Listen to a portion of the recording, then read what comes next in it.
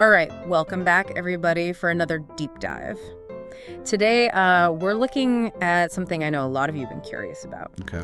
It's how athletes are using alternative therapies to kind of boost their game. You know what I mean? Yeah. And we're going to be looking specifically at cupping therapy today. Interesting. I know you've seen it. Oh, yeah. All over the news these days. For sure. Especially with athletes and those kind of crazy circular marks it leaves. Yeah. We're going to be basing our deep dive mainly on this evidence-based article from Physio Hub. It's called The Potential of Cupping Therapy, Enhancing Athletic Performance and Recovery. Okay. So the big question we're going to try to answer today is whether cupping is all hype or if it can genuinely help athletes perform better. It really is fascinating how this ancient technique is being used more and more in the modern sports world. Right. Like you think of it as this ancient Chinese medicine, but then you see it on someone like Michael Phelps and you're like, wait a minute, what's going on here? Yeah. So I gotta admit, even I'm a little fuzzy on like what cupping actually is. Basically, think of it like this. Imagine you're putting suction cups on your skin, right? And those cups create a vacuum, gently pulling up the tissue underneath. Okay. That's cupping in a nutshell. So it's like almost like a reverse massage. Yeah, you could think of it that way. But what's the point of the suction? How does that actually help athletes? Well, that's where the science gets really interesting. Okay. The Physio Hub article mentions researchers like Hong and Kui who've been looking into the effects of cupping. Okay. Like back in 2011, Hong's research showed that the suction from cupping could actually change how tissues are structured. Wow. Like it stretches muscles and nerves, increases blood flow, and even helps break down old blood cells. So it's not just some superficial thing, it's actually making changes deep down in the tissues. Yeah, exactly. And you know, athletes are always looking for ways to recover faster, right? So could cupping be a part of that? That's one of the main things researchers are looking into right now. The idea is that by increasing blood flow to muscles, cupping might help deliver nutrients and oxygen more efficiently. Okay, yeah. But it also might remove waste products faster. So it's kind of like... So it's like giving your muscles a turbo boost for healing. Yeah, exactly. And if you're pushing your body all the time, anything that can help you recover faster is a huge plus. Right. Absolutely. And it's not only about muscle recovery. Oh. The article also talks about how cupping might be good for pain management, which is obviously a big deal for athletes. Yeah, that makes sense, especially if you don't want to rely on painkillers or have to go through any invasive procedures. Yeah. Having something natural for pain relief would be really appealing. Definitely. But how does it actually help with pain? I'm curious. Well, there might be a couple of things happening. Okay. One idea is that the suction from the cups actually stimulates the nerve endings, Interesting. which could then reduce pain, similar to how acupuncture works.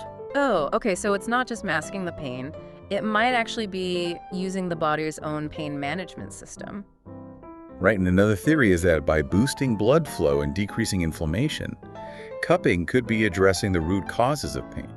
So it's not just about blocking pain signals. It's about creating an environment where the tissues can heal better. That's right. That makes a lot of sense. Yeah, and that's what's so fascinating about cupping. There are multiple ways it might actually be working to help athletes. It's like this multi-pronged approach to both recovery and improving your performance. Yeah. But I do want to play devil's advocate here for a second. Right. The benefits sound amazing, but sometimes when something sounds too good to be true, it probably is. Are there any downsides or limitations that the article mentions? That's a great question, and it's important to think critically for sure. Yeah. The article does say that cupping isn't a cure-all, and it emphasizes that we need more research, especially on the long-term effects. Okay. It also stresses that cupping should just be one tool among many when it comes to athletic training and recovery. It's not meant to replace other therapies or healthy habits. So it's about finding the right balance. Right. And not expecting cupping to solve every problem. Exactly. What else does the article say about using cupping responsibly? One of the key things is to work with a qualified practitioner. Okay. This is really important, especially for athletes who are pushing their bodies so hard. So don't just grab some cups from who knows where and try it yourself. Exactly. What should athletes look for in a qualified cupping therapist? It's crucial to find someone who's properly trained and experienced in cupping therapy, particularly when working with athletes. Yeah. They need to really understand the demands and potential risks involved Okay. and be able to tailor the treatment to each individual athlete. So it's like any healthcare professional, you want someone who really listens to you and understands your specific situation. Precisely. And then comes up with a plan just for you. Exactly. And with cupping, that personalization is really key. Okay. The article even mentions how the placement, intensity, and duration of cupping can be adjusted based on the athlete's needs and goals. So it's not a one-size-fits-all treatment. No, definitely not. It's more like a customized toolkit that you can adjust to address specific problems. Right. Wow, this is getting really interesting, but I know we've only scratched the surface here. Yeah, we've got a lot more to unpack. And I, for one, am ready to dive deeper. Me too. All right, so we've talked about how cupping isn't just some mystical practice. There's actual science behind it. Right. But I want to dig into the details a little bit more. Okay. Like, how does this whole suction cup thing actually work in the body? Well, the Physio article does a good job explaining the science behind it. Okay. One of the main things is what we've already touched on, increasing blood flow to the area where the cups are placed. It's kind of similar to what happens during a massage, Okay. where the pressure and movement help to get the blood flowing better. So it's like delivering a fresh supply of oxygen and nutrients straight to your muscles. Yeah, exactly. It's like an express lane for recovery. Makes sense. And remember, we talked about Hong's research suggesting that cupping might actually break down old blood cells. Oh, yeah. Does Yeah. it tie into this too? It does. Getting rid of those damaged cells and replacing them with fresh, oxygen-rich blood is super important for healing. It's like a detox for your muscles. Kind of, yeah. But what about the other benefits we've talked about? Like, how does cupping help with pain relief and flexibility? Well, that's where fascia comes into play. Fascia. Yeah, remember fascia is that connective tissue that surrounds all your muscles and organs. Oh yeah, it's like a web that holds everything together, right? Exactly. And when the cups create that suction, they gently pull on the fascia, Oh. which can help release tension and tightness.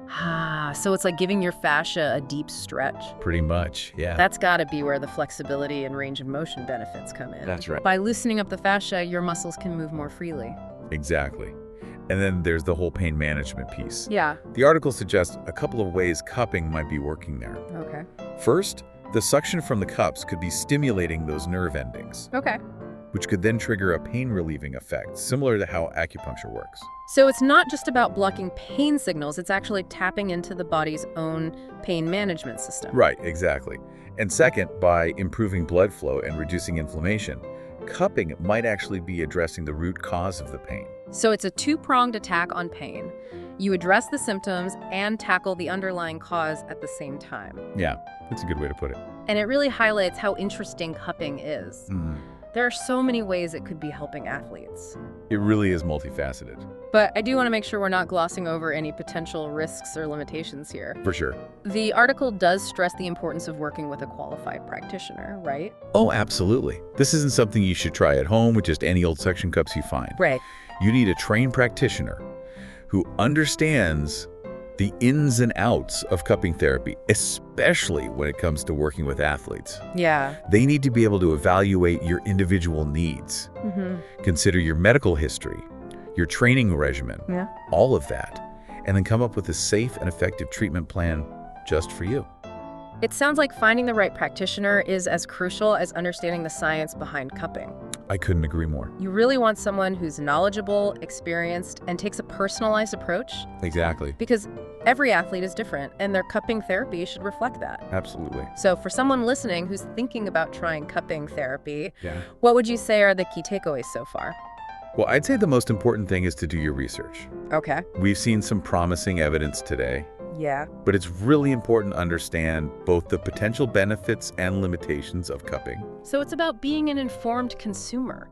Don't just jump into something without knowing the whole picture. That's right. What else should people keep in mind? Definitely make finding a qualified practitioner a top priority. Okay. Don't just go to anyone who offers cupping. Mm-hmm.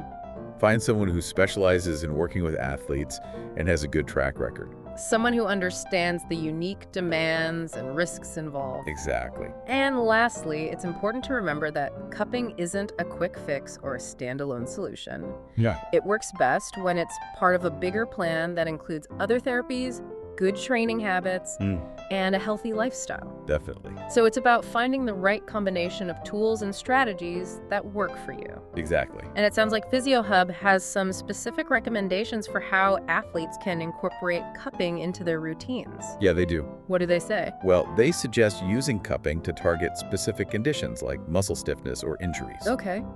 They also recommend combining cupping with other therapies, like physical therapy or acupuncture, to create a more holistic approach.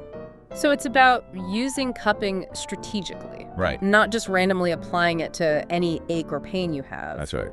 What else do they recommend? So they're saying be targeted and think about how it all fits together. Yeah. That makes sense. It's not a one-size-fits-all thing. Right. What else does the article say? Well, they really emphasize that it's important to keep track of how your body's responding to the treatment. Okay. And then adjust the plan accordingly. So it's kind of like an ongoing experiment. Exactly. You see how you feel and tweak things as you go. Yeah, it's all about finding that sweet spot where cupping can really support the athlete's goals. And it sounds like it's a real team effort between the athlete and the practitioner. Definitely. They have to work together to figure out what works best. Absolutely. It's all about empowering the athlete to take charge of their own health and performance. That's great advice. It reminds us that everyone is different, and what works for one person might not work for another. So for our listener who's thinking about giving cupping a try, what would you say are the most important things to keep in mind? I'd say, first of all, keep an open mind. Yeah. Cupping has been around for centuries, but we're just now starting to understand it scientifically. Yeah, we're always learning new things about health and performance. Exactly, and it's exciting to see how this ancient practice is getting some modern validation. Totally. What else would you emphasize? Definitely don't just jump into it because you saw some athlete with cupping marks and thought it looked cool. Right. Take the time to really understand the potential benefits and risks and talk to a qualified professional before you make any decisions. Really good advice. It's all about taking ownership of your health and performance journey. For sure. Anything else you'd like to add? Yeah, one more thing. Okay.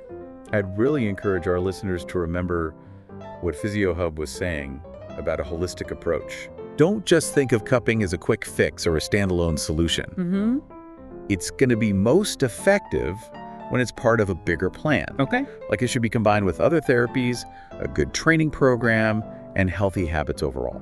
So it's all about finding the right combination of things that work for you. Exactly, and that's what makes it so interesting. It's not about one magic bullet. Right. It's about finding your own unique recipe for success. I love that. It's like your own personal formula. Yeah, and who knows, maybe cupping will be one of the key ingredients that helps you unlock a whole new level of performance and well-being. Well said. Well, I think we've covered a lot of ground today. We have. We've gone deep into the history, the science, the benefits, and even the things to watch out for when it comes to cupping therapy for athletes. This has been a fascinating deep dive. Absolutely. And as always, we encourage our listeners to keep exploring, keep asking questions, and never stop learning. That's what it's all about. Until next time, keep diving deep. And stay curious.